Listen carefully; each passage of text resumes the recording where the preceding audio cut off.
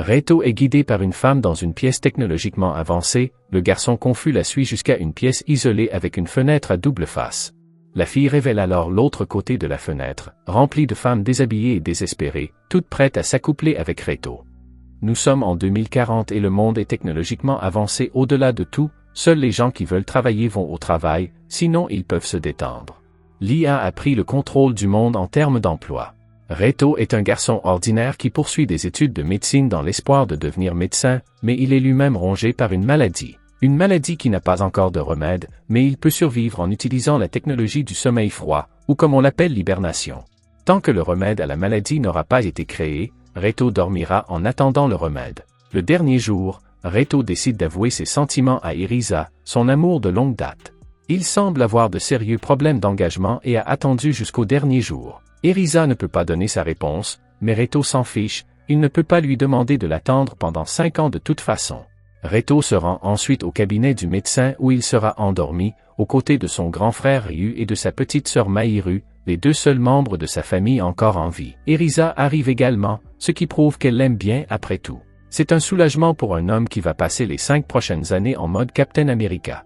Il lui donne son médaillon en guise de garde et se dirige à nouveau vers son avenir. Reto est placé dans un récipient et le liquide s'y déverse. Les voix de ses proches commencent à s'étouffer, et juste au moment où il s'évanouit, il peut faiblement entendre Erisa lui dire qu'elle attendra qu'il se réveille. Reto ouvre alors les yeux après 5 ans, et il est étrangement entouré d'infirmières, qui semblent tout étrangement timides et excitées par lui. Une femme aux cheveux violets lui dit que nous sommes en 2045 et que Reto a dormi pendant les 5 années auxquelles il était destiné. Mira l'emmène ensuite chez un médecin qui se tient prêt à vérifier ses signes vitaux. Reto demande au médecin s'il peut voir son médecin personnel, mais la femme lui dit que son médecin n'est plus en vie. Tout semble bizarre et Reto devient de plus en plus confus. Reto est alors placé dans un limo où Mira lui explique ce qu'est le virus MK.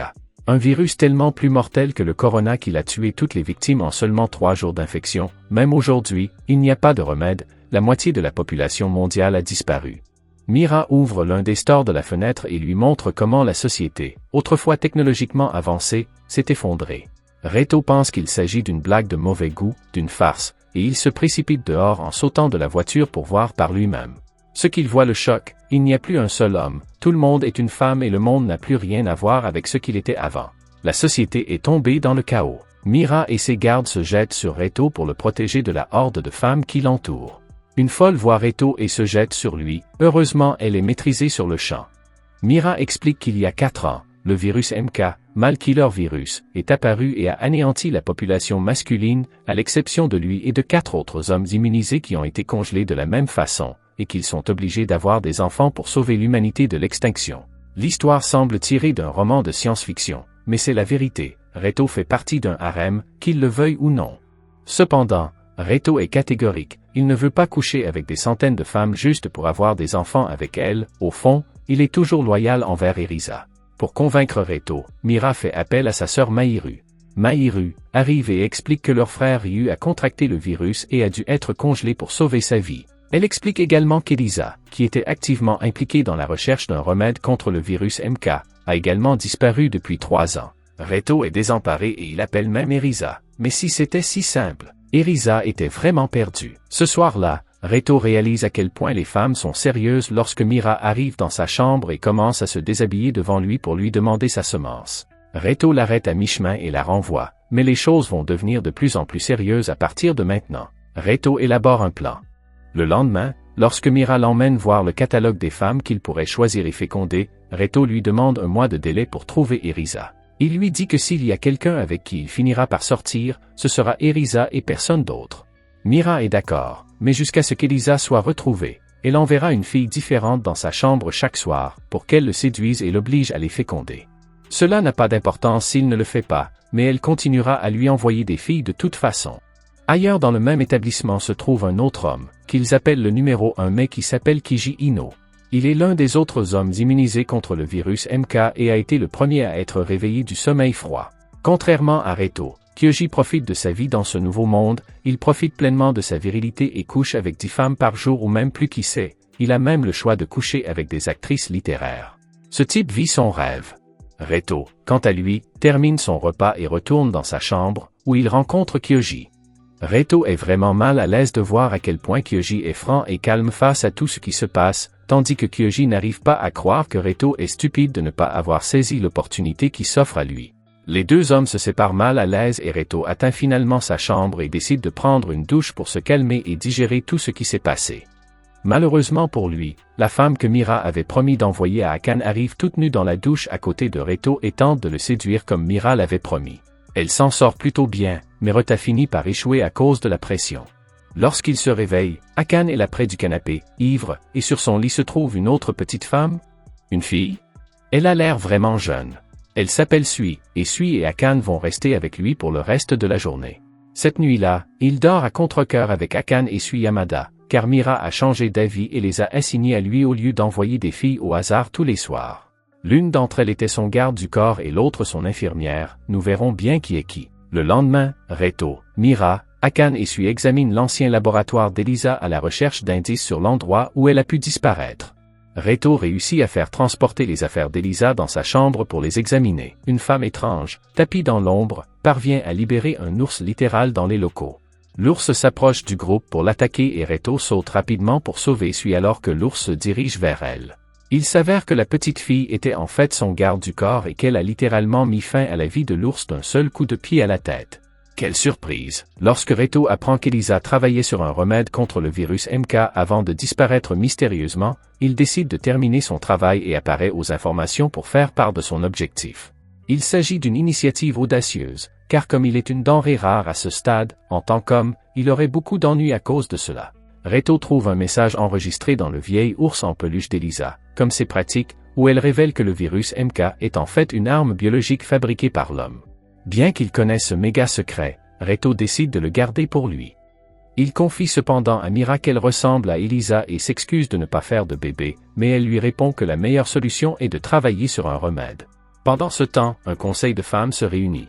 Elles ont l'air vraiment suspectes et semblent être à l'origine de toute cette situation dans le monde.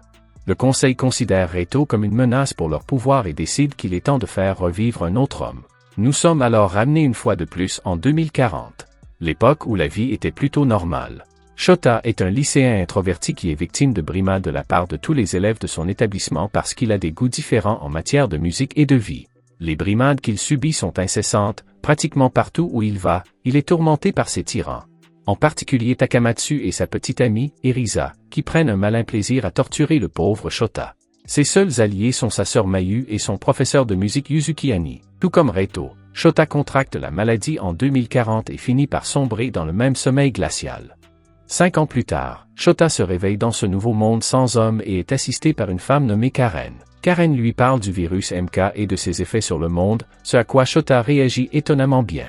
Cependant, Karen lui dit que malgré tout, il peut reprendre ses études dans son ancienne école. Shota est d'abord pris au dépourvu, puis se souvient que le virus a probablement déjà tué ses tyrans et décide d'aller à l'école. Shota, malgré le temps passé dans un sommeil froid, n'a pas changé d'un poil et reste l'introverti qu'il était auparavant. Ce qui rend la vie un peu meilleure, c'est que son professeur Yuzuki est toujours en vie et qu'elle semble un peu trop heureuse pour lui. Tellement heureuse que, ce soir-là, elle vient dans sa chambre et s'offre à lui. Shota ne bronche pas et ils finissent par dormir ensemble. Les jours suivants, Shota continue d'aller à l'école en essayant de s'entendre avec les autres filles, mais son cœur est fixé sur son professeur. Lorsque Shota se rend au bureau de l'infirmière, il rencontre à nouveau Yuzuki, et ils finissent par le faire à l'école. Ailleurs, Karen fait un rapport à ses supérieurs sur la situation et sur le fait que le numéro 3, alias Shota, fait un travail décent. Les supérieurs lui demandent pourquoi ils ont dû ouvrir l'école et Karen révèle que tout le monde dans l'école est venu avant la conférence de presse de Reto et qu'il pense toujours que Shota est le seul homme en vie, ce qui lui donne plus d'opportunités. Bizarrement, il s'agissait d'une course entre les femmes pour voir quel homme mettrait le plus de filles enceintes. Quelques jours se sont écoulés et Shota s'est bien intégré dans ce nouveau monde. Il a couché avec Yuzuki pratiquement tous les jours. Cependant, la vie avec des possibilités infinies lorsqu'elle est limitée à une seule personne devient un peu ennuyeuse. Une semaine plus tard, Karen entraîne Shota au cours de natation. Il est d'abord réticent parce qu'il a toujours été un nerd, mais il n'a plus à s'inquiéter des brimades qu'il subit et finit par accepter.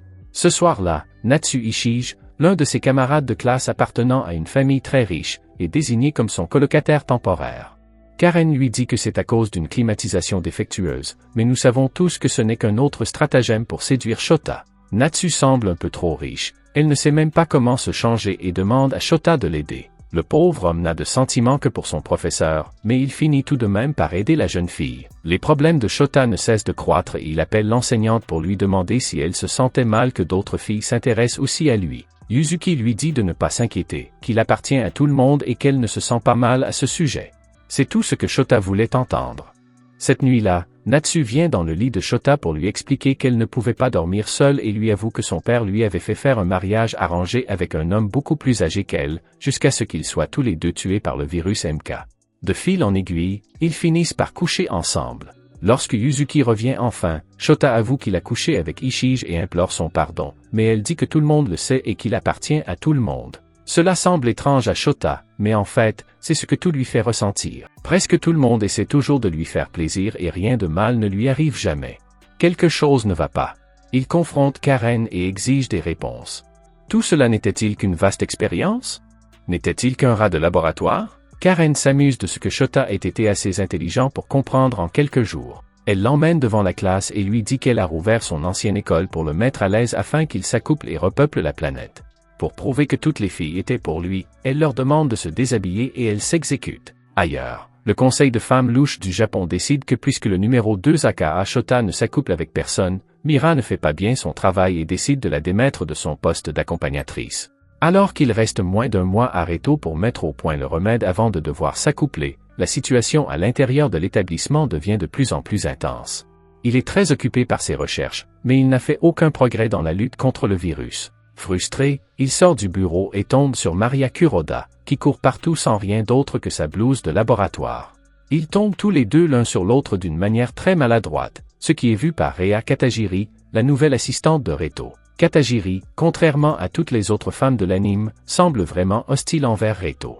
Afin d'approfondir ses recherches sur le virus, Reto et le groupe décident de se rendre dans la ville de Keimon, le premier endroit au Japon où le virus est apparu. Il a prévu d'y interviewer une vieille femme nommée Taniguchi, la veuve de la première victime du virus. Pendant le trajet en train vers la ville, Reto se rend compte que Maria, qui est plutôt timide lorsqu'il s'agit de lui parler, est en fait très sûre d'elle lorsqu'il s'agit de parler de virus. Elle était virologue et Reto la trouve digne de confiance, tout comme Akane, Sui et Mira. En revanche, il n'est pas facile de faire confiance à Katajiri. Au début, Taniguchi n'est pas très ouverte et ne semble pas vouloir révéler grand-chose. Elle sait certainement quelque chose, mais n'est pas sûre de pouvoir faire confiance aux autres personnes présentes dans la pièce. Lorsqu'ils partent, il est révélé que Taniguchi est en contact avec Erisa et se demande pourquoi Erisa ne veut pas se dévoiler. De retour à l'hôtel, Reto prend un bain et est forcé de se cacher dans un sauna lorsque d'autres femmes apparaissent. Apparemment, le concept de sauna masculin a déjà disparu. Dans le sauna, il rencontre une Américaine nommée Chloé qui prétend être une étudiante transférée. La jeune fille séduit Reto et le pousse à l'embrasser juste au moment où les autres entrent, ce qui les met en colère. Plus tard, Mira parle à Taniguchi de l'honneur de Reto. Elle lui dit que Reto est égoïste et qu'il ne s'accouple pas seulement parce qu'il est fidèle à son amour et qu'il veut sauver les autres hommes dans le monde. Cela convainc Taniguchi de partager ce qu'elle sait. Cependant, quelqu'un se faufile et empoisonne sa perfusion, la laissant dans un état critique. Avant de perdre connaissance, Taniguchi demande qu'une photo d'elle et de son mari soit donnée à Reto. Après n'avoir rien obtenu de Taniguchi, le groupe décide de visiter l'hôpital abandonné de la région, où les premiers patients du virus MK ont été traités. Cependant, il n'y a rien d'important dans l'hôpital. D'autre part, Kiji a un problème similaire à celui de Shota dans le dernier épisode. Il a eu toutes les femmes qui se sont présentées à lui et en a profité autant qu'il le pouvait, mais faire la même chose tous les jours l'a ennuyé. Il part donc avec son assistant chercher une fille au hasard dans la rue, et celle qu'il choisit au hasard est Mahiru. Quelles sont les chances que cela se produise? Sans grand progrès, le groupe de Reto décide de rentrer. Le jour de leur retour, Reto remarque que son scanner a réagi à la photo donnée par Taniguchi et scanné la photo pour trouver des plans incomplets de la conception du virus MK. Quelqu'un a certainement fabriqué le virus et, bien qu'il soit incomplet, Reto peut essayer d'inverser l'ingénierie du virus en utilisant ce plan. Dès le retour du groupe, Neneko, l'assistante de Kyoji, informe Reto et Mahiru de la demande de Kyoji. Les frères et sœurs sont très opposés à cette idée et Reto va rencontrer Kyoji pour lui faire comprendre que ses intentions ne porteront pas leurs fruits. Reto proteste en disant que sa sœur n'a que 16 ans, mais Kyoji le supplie en lui disant qu'il est amoureux de Mahiru. Incapable de le convaincre autrement, Reto accepte d'organiser un déjeuner avec son assistant. Comme prévu, cela ne se passe pas très bien. Mahiru ne s'intéresse pas à Kyoji. Alors que Reto prend son bain, Akane et Maria entrent dans la baignoire avec lui, réalisant qu'il agit bizarrement ces derniers temps. Elles lui disent qu'elles sont de son côté et lui révèlent également que de nombreux virologues se sont perdus ou ont été assassinés ces dernières années. C'est un peu comme si le gouvernement les éliminait pour qu'ils cessent de chercher un remède au virus. Les deux filles étaient entrées dans le bain pour que personne ne les enregistre pendant qu'elles parlaient. Le lendemain, Reto, Mari et Akane ainsi que Sui parviennent à établir une base dans le quartier des réfugiés de la ville. Mari réussit même à créer un réseau d'ordinateurs à l'abri des inspections du gouvernement afin qu'ils puissent enquêter plus avant sur le virus MK. La première chose qu'ils découvrent est que la plupart des virologues ont été admis dans le même hôpital abandonné de la ville de Kemo. De retour à l'école expérimentale, Shota devient la propriété de tous. Les filles ont commencé à tirer au sort leurs nouveaux colocataires. La gagnante du tirage au sort est cette fois-ci Rika Yanagi. Cependant, Shota n'est pas encore à l'aise avec les filles franches comme elle et ne répond pas bien à ses avances. En fait, il ne répond même pas, il s'enfuit dans la salle des professeurs, sa cachette secrète pour échapper aux brutes. Shunka Hiraji, une autre fille de l'école, s'y rend également. Il s'avère qu'elle aussi a été victime d'intimidation lorsqu'elle était au collège et les deux découvrent qu'elles sont semblables l'une à l'autre. Cela semble un peu tiré par les cheveux mais Shunka utilise ce point commun pour séduire Shota et ça marche. Ils finissent par dormir ensemble dans le salon lui-même. Shota se sent cependant un peu utilisé après tout cela. Les filles se sont battues pour lui, ce à quoi il ne s'attendait pas, mais le fait qu'il se soit transformé en une véritable machine à fabriquer des bébés l'a beaucoup perturbé. Il appelle Yuzuki pour lui demander conseil, mais elle ne répond pas à ses appels. Ayant tout avec lui, Shota était toujours seul. Le lendemain, la séduction continue. Akira, celui qui l'a fait jouer au volleyball, l'enferme dans les vestiaires et le séduit tout en s'excusant. Très illégal. Shota se perd peu à peu dans tout ce chaos. Le cours suivant, Karen conclut un nouvel arrangement, une fille lui servira de domestique tous les jours. Un baiser de Shota. Comme promis, après avoir embrassé Rika, il trébuche, s'écorche la main et est emmené chez l'infirmière de l'école. Même après avoir reçu les médicaments nécessaires, Karen ordonne à Ishige, Shunka et Akira de coucher avec lui en même temps. Shota est enfin tombé dans le trou du lapin du plaisir et commence à se perdre. Les jours suivants, il devient beaucoup plus agressif avec les filles. Un jour, Shion Oshino, l'une des filles qu'il ignorait régulièrement lorsqu'il était victime d'intimidation, et qui profitait même du spectacle de l'intimidation pendant qu'elle y était, se transfère dans l'école. Elle semble vouloir s'accoupler avec Shota, mais ce dernier l'ignore comme elle l'a ignoré quand il en avait besoin.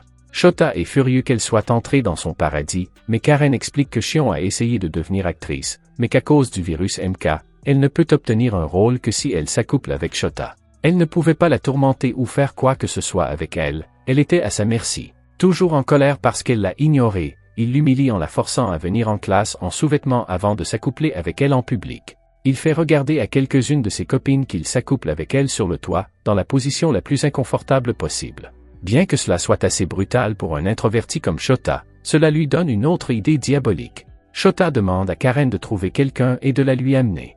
Karen lui livre Erisa enchaînée où un Shota vindicatif la force à lui lécher les blessures qu'il a subies à cause d'elle et de son petit ami. Chaque jour, une nouvelle fille fait désormais partie de l'emploi du temps de Shota, et s'il n'aime pas les filles déjà présentes, on lui en amène de nouvelles. À ce stade, c'est presque comme si Shota allait lui-même achever le travail de repeuplement du monde. Cependant, l'une des filles parmi celles qui viennent d'être transférées est plutôt SUS. Tout d'abord, elle refuse les avances de Shota, ce que personne ne fait, et la nuit, la fille semble être en contact avec Erisa. Elle prévoit d'enlever Shota.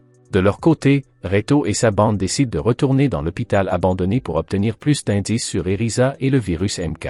Le groupe de Reto explore l'hôpital abandonné où Sui brise accidentellement un mur pour révéler un conduit d'air. Il s'y engouffre et tombe dans un laboratoire souterrain, l'endroit où le virus a probablement été créé. Cependant, avant de pouvoir l'explorer, il tombe sur un groupe de femmes qui, étrangement, ont l'intention de les tuer. Heureusement pour eux, les femmes sont tuées à leur tour par les mercenaires dirigés par Chloé, alias MS Mansfield. Cette dernière s'avère être l'un des agents de maintien de la paix de l'organisation United Women, UW. Alors que Chloé sauve le groupe de l'explosion de l'hôpital, apparemment déclenchée par une bombe à retardement, son assistante Miss Pop, oui c'est son nom, rencontre le conseil japonais des UW et les arrête après avoir découvert que le virus MK a été créé sous leurs ordres. Alors que l'explosion de l'hôpital est réglée, plusieurs autres explosions se produisent dans les endroits où les hommes sont gardés. La fille bizarre de l'école tente également d'enlever Shota, mais n'y parvient pas. Cependant, Erisa et sa soi-disant organisation terroriste parviennent à capturer l'un des hommes.